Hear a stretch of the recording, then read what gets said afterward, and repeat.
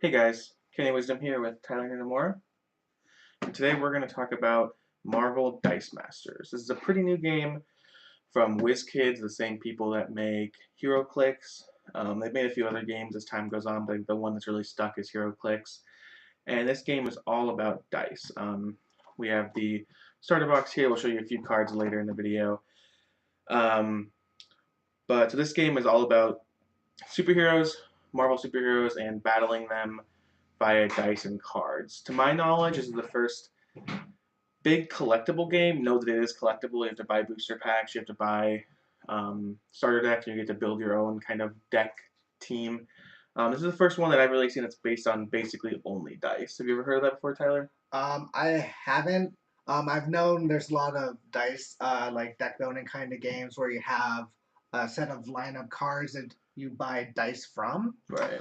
So if you ever played a deck building game like Dominion or the DC deck building Right. game, you'll be familiar with that kind of concept where you buy cards. In this case, though, instead of buying the cards themselves, you're buying the dice. Um, and the dice you throw into a bag, and that's kind of your deck. And you just shuffle all that up in there and just pull four, and that's like your hand. Yeah, if you want to learn how to play the game, we're going to refer you to a video that's made by a really good YouTuber that we'll put in the annotations. We don't really have the time to go over the full how to play, and he's also much better at it than we are. But we just wanted to give you a little sample of the game today, and we're also going to go over some cards that are from the new set that I believe just came out or is coming out. Um, yeah, so how do you feel about the game in general, Tyler? Me and you played for the first time today. We played a few games of it.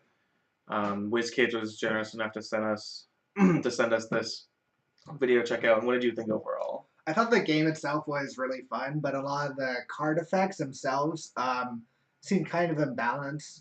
I think you and I both noted there is a card called Powerbolt or something Right. that was essentially just deal 2 damage to a character, which is one of the dice basically, or a player. And that in itself, along with like a lot of good blockers who just never leave the field basically, make for like an insane amount of just damage to the opponent's face without them being able to react to it at all. Yeah, I would agree with that. It's also very important to note that we're only playing with the starter deck. These cards that we're going to review in just one moment are from the next set coming out, but the cards that we've been playing with are only from the starter deck. So it's very possible that our metagame evaluations are incorrect based on just having the starter deck. I think I would agree with you that I think that some things in the starter do feel imbalanced, but I think the game is fun overall. I think it's pretty unique. I think that it has a difficulty just that there's so many moving parts, but I think that the game as a whole is pretty easy to learn.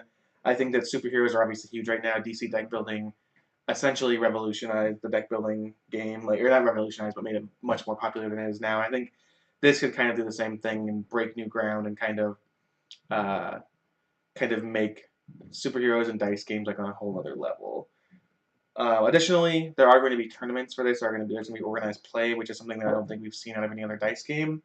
WizKids does make HeroClix, which is a dice and figure game, but this game is much more about the dice. It's much more about like all your pieces essentially are the dice. So really interesting, really unique.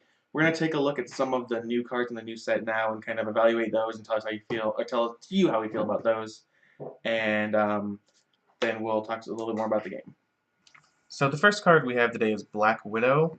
As you can see on your screen, it costs 2. It doesn't only come with 1 die, and it says at the end of the attack step, spin each character engaged with Black Widow down 1 level. This happens before damage clears. How do you feel about that effect? My initial impression is that it's relatively weak, just because the dice itself doesn't get up to the big levels like we see on like the Hulk and stuff. Obviously, those cost way more, but the effect itself is pretty minimal.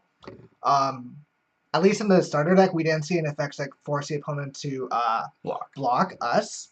But if those effects are around, I can see a kind of a nice combo with that. But I don't know if that would be enough to base the entire strategy on using those cards. Yeah, that's the biggest thing for me is just that your opponents can just not block, which traditionally in card games or games like this, not blocking is appropriate anyway.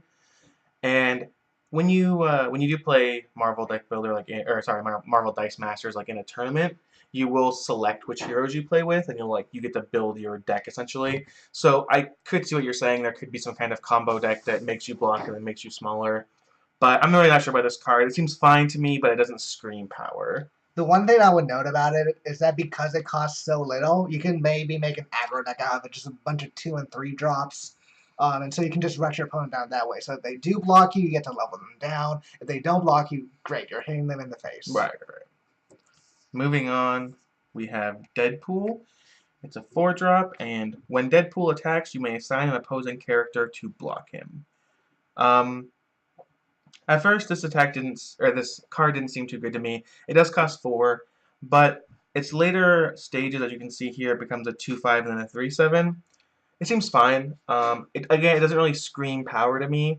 I think it is a little expensive for what it does, but forcing something to block is pretty dang good, especially if your opponent is kind of a more aggressive player just playing with the sidekicks. You know what I mean? You can really kind of get some advantage that way. How do you feel?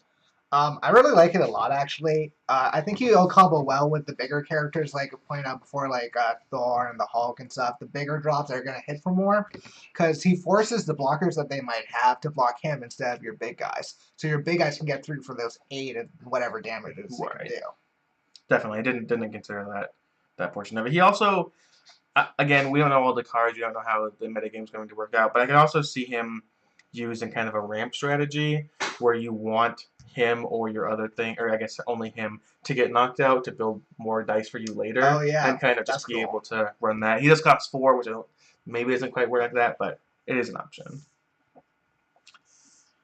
Moving on, we have Dr. Octopus Fully Armed. When blocked, any damage that Dr. Octopus does in excess of his blocking character's total defense is dealt to your opponent. So he essentially has trample. So the simple way of doing that is however much damage he has that the blocker doesn't soak up goes to your face. Which in other card games or in the other games like this, it's usually a pretty good ability. He does cost 6, and his lowest attacker is a 4/4. He goes all the way up to an 8/8. And I think he's pretty good. He seems slightly above curve. Yeah, he seems pretty strong to me. The main thing to note, though, is that he does need to be blocked for him to really do anything. A lot of the other characters have something that, like, when they come into play or something. So if your opponent has a card that might kill him, like, or bounce him out of the play, like Storm, then you basically wasted your 3 field costs to do nothing.